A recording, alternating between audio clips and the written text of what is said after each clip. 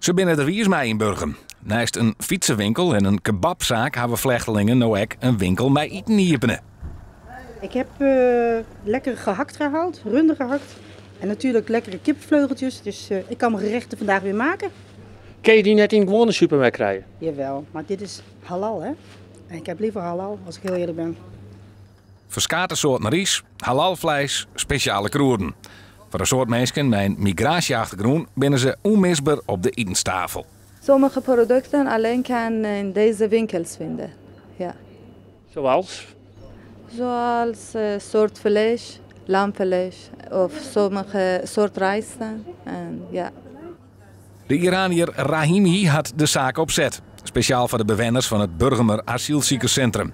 Ja, ik heb gezien is mensen asielzoeker heel moeilijk tot gaan leeuwarden of drachten voor kopen voor bijvoorbeeld in vlees, groenten, voor alles voor supermarkt, halal. Straks gezien waarom ik niet openmaken, kan ook helpen voor mensen. En daarom ik open gedaan. Rahimi had 4 jaar wennen bij vrouw van Wieren, die het mij helpt in de winkel. Ze zijn heel blij dat er nu zo'n supermarkt in Burgum is gekomen. Dat ze nu niet naar Leeuwarden hoeven. Er komen natuurlijk heel veel mensen van het AZC hier.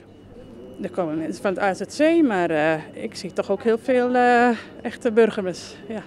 Joert komen er in die een soort Burgumers en oren vriezen naar safraan. Gewoon binnen gewoon benijd wat er in de skappen leidt. Oren binnen echt op ziek naar wat speciaals. Ja, ik hou sowieso wel van een internationale keuken, dus dit sluit je mooi bij on. Waar ben je nou op ziek? Die Turkse wraps, die hele tinnen dingetjes. En mogelijk ook wat andere dingen die ik wel vaker heb. Wat gaat u hier kopen? Halal vlees, rijst, allemaal.